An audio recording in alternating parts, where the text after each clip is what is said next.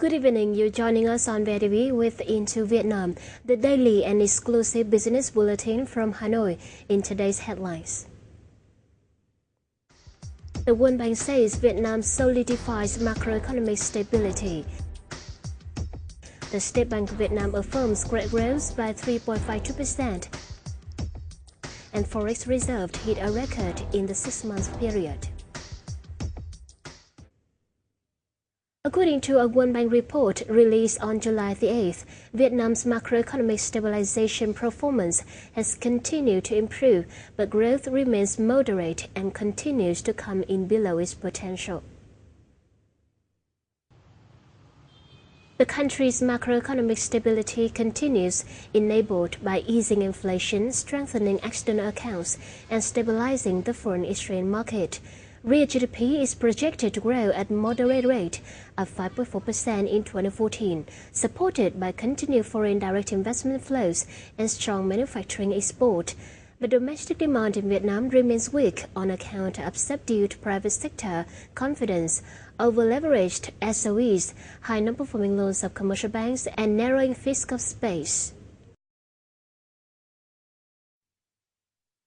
In its conference reviewing the banking system in the first half of 2014, held in Hanoi on July the 8th, the State Bank of Vietnam said in the first 6 months of the year, credit rose by 3.52%, while the foreign exchange reserve hit a record high of $35 billion.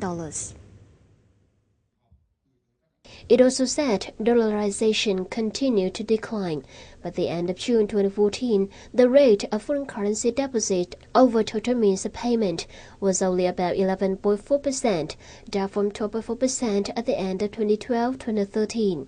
Although pumping a large amount of money to buy foreign currency to increase the foreign exchange reserves, the State Bank promptly withdrew money to ensure appropriate monetary control in line with the inflation control target. As of June the 30th, total means of payments rose 7.29% compared to the end of last year, in line with the target of increasing 16 to 18% in 2014. By the end of June, credit grew 3.52% from the end of 2013, in which foreign currency surged by 12.03%, and Vietnam dong credit rose by 2.17%. The State Bank governor showed strong confidence in the credit growth target of more than 10% this year. Cuối năm, cái tăng trưởng tín dụng thường nó gấp đôi so với 6 tháng đầu năm. Thế giả sử như năm nay chúng ta cũng cho rằng cái kịch bản đó nó được lặp lại, thì với cái 6 tháng đầu năm chúng ta ở 3,5%, thì 6 tháng cuối năm của chúng ta nó sẽ ở mức khoảng 7%. Thì 7 mà cộng với 3 thì cả năm của chúng ta sẽ đạt được trên 10%. Thế thì như vậy, so với cái mục tiêu 12-14% của chúng ta là chúng ta cũng đạt được ở cái mức là trên 10%. It's estimated by the end of June 2014, credit for export grew 10%, for supporting industry grew 5.8%, for enterprises applying high technology grew 13%, and for small and medium enterprises grew 2%. The World Bank on July the 8th unveiled at a press conference in Hanoi that the number of super rich in Vietnam has tripled over the past decade. World Bank experts said, according to global real estate giant Knight Frank, the country had roughly 110 ultra-high net worth individuals with assets of over $30 million in 2013, 34 people higher than 10 years ago. It is reported that as of the end of 2013, Vietnam has 30 millionaires in the securities market with assets of over $1 million. The total assets of the top 100 ultra-high net worth individuals reached nearly 71,000 billion Vietnam dongs, or $3.4 billion. Vingroup President Phạm Nhật Vượng remains the nation's richest person, with total assets worth nearly 20,000 billion Vietnam dongs, up 50% over last year. Vượng is 6 times richer than the average millionaire in Vietnam. However, the World Bank's report cautioned that Vietnamese citizens are generally concerned about income inequality in the country. Approximately 80% of people living in urban areas list income inequality as a top concern, while just 50% of rural people list this as a top concern.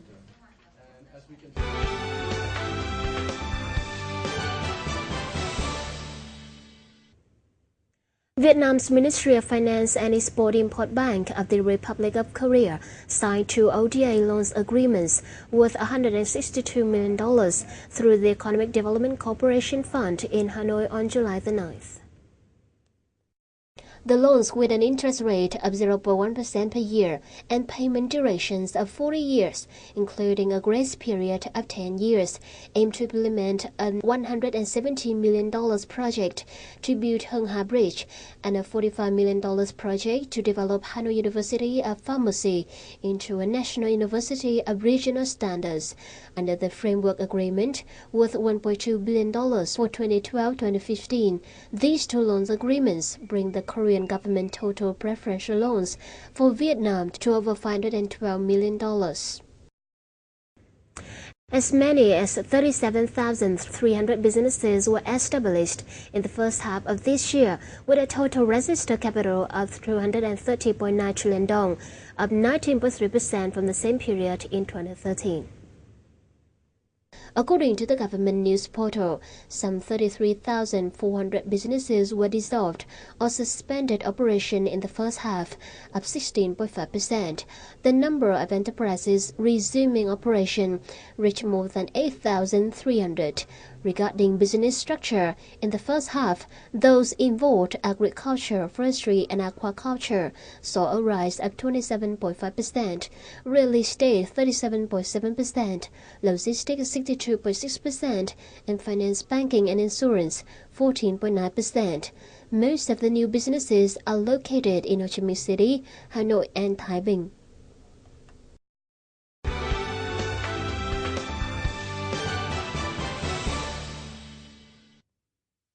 In the first 6 months of 2014, the United States and European Union markets posted the highest growth rate in export turnover, in which the U.S. market hit $13 billion and EU reached $13.1 billion, up 19.5% and 12.8% respectively. Major export items included garment and textiles, leather and footwear, electronics and components. More to follow. Despite the difficulties in the global market, in the first half of 2014, the export values of Vietnam garment and textile industry hit $10.21 billion, up 16.4% compared to the same period of 2013. While the garment and textile import growth rate of major markets were not high, the US market was up by 3.2%, EU up 5%, Japan 4.5%, and Korea 15.7%. The exports of Vietnam garment and textile products to these markets were steady, especially the US market with a growth rate of 14.5% on year. The results were attributed to the stable macroeconomy, effectively contained inflation, and effective operation of businesses. 6 tháng đầu năm thì tổng cái kim ngạch may của ngành dệt may đạt khoảng 10,6 tỷ USD, là đạt cái gọi tương đối là đạt cái chỉ tiêu mà do tập đoàn để đặt ra là khoảng 21 đến 22 tỷ trong năm nay. Đối với ngành may thì 6 tháng đầu năm thì thị trường chủ lực vẫn là Mỹ và EU. Chứ còn các cái thị trường bắt đầu sang tháng 7, tháng 8 thì bắt đầu sẽ dịch chuyển sang các thị trường Hàn Quốc, thị trường Nhật Bản. With the expected whole year exports value of more than $23 billion in 2014, leaders of garment and textile believe that the sector will achieve its sales target. Accordingly, the growth rate of garment and textile exports to major markets will be maintained. In addition to boosting exports to traditional markets, the garment and textile industry will pay more attention to the EU market because this market is continuously expanded, while Vietnamese products are accounting for only 1% in EU. Moreover, the upcoming Vietnam-EU Free Trade Agreement will pave the ways for the sector to increase its profits. Not only the garment and textile sector, other products also posted high growth rate in the two markets, such as leather and footwear, electronics and components, and seafood. As for the fine arts and handicraft sector, the US and EU are considered to be the two main export markets, although they are very demanding. Thị trường của hàng thủ công mỹ Việt Nam thì trước là thị trường truyền thống thì chúng ta có thị trường Mỹ, thị trường lớn nhất, sau đó thị trường châu Âu là lớn thứ hai và thị trường Nhật Bản lớn thứ ba. Trong 6 tháng đầu năm 2014 thì ở Việt Nam chúng ta xuất khẩu được là trên 800 triệu, gần 900 triệu cái đô hàng thủ công mỹ nghệ. So với các năm trước đây ấy, thì là sự tăng trưởng của chúng ta dao động từ 8 đến 10%. Nếu mà so giai đoạn mà từ 2005 đến 2010 đấy là chúng ta tăng trưởng liên tục từ cái số từ khoảng 12-15%. The encouraging export results in the first 6 months of 2014 were achieved thanks to the big efforts of business community, associations, as well as relevant agencies. However, in the context of changes in the economy and the dependence on the exports and imports from China, all the sectors should consider the economic autonomy, shifting the markets to avoid the dependence on the Chinese market. Để chúng ta biết rằng xuất khẩu sang thị trường Trung Quốc là một cái thị trường mà cái giá cả thì rất là rẻ mạt. Nhưng mà phải nói là trong cái điều kiện mà cái công nghiệp chế biến của chúng ta không phát triển, trong điều kiện mà chúng ta chưa đảm bảo được các cái vệ sinh an toàn thực phẩm cũng như các tiêu chuẩn kỹ thuật thật tốt cho mặt hàng nông sản, thì cái khả năng thâm nhập của chúng ta vào thị trường các nước phương Tây cũng rất là hạn chế. Và đặc biệt là trong điều kiện chưa có hiệp định thương mại tự do thì thuế cũng rất là cao. Cho nên cái việc giảm sự lệ thuộc vào cái thị trường Trung Quốc thì nó phải đồng thời với cái việc là chúng ta gia nhập vào các hiệp định thương mại tự do, mà sắp tới đây thì cái đó là một triển vọng cận kề rồi. According to experts, there are many opportunities and challenges for Vietnam exports from now to the end of the year. Therefore, to achieve the export targets, businesses should be more active in changing the market. To this end, it's necessary to pay attention to the quality of products because this is the most important factor for their success. The U.S. Department of Commerce announced a preliminary determination adjusting tariffs on Vietnamese frozen Travis fillet imported into the country. It decided to impose import tariffs from $0 to $2.39 per kilo on Vietnamese Travis in the 10th Administrative Review from August 2012 to July 2013. Under the DOC preliminary decision, Vĩnh Hoàn Joint Stock Companies was taken off the list of suppliers subject to investigation, enjoying a zero tax rate, while tariffs for Hung Vinh Group and 23 other companies were revised to drop from $1.2 to $0.58 per kilo. And Fish was subjected to the highest rate of $2.39 per kilo, as it did not supply specific timely information to the DOC. The VTO said the Vĩnh Hoàn case is a big success, as it is the leading pangasius exporter to the U.S. However, it claimed the tariffs are unreasonable, as the DOC used Indonesia as a reference country to calculate the dumping margin.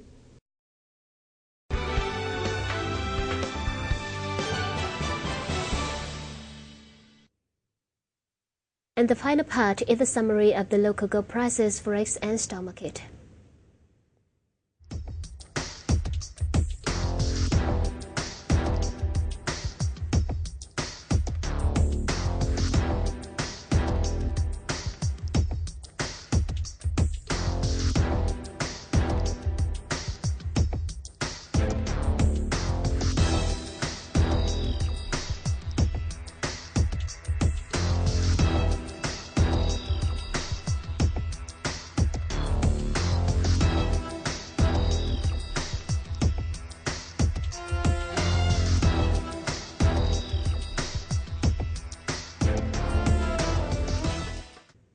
Well, that's the news for today. Thank you so much for your attention.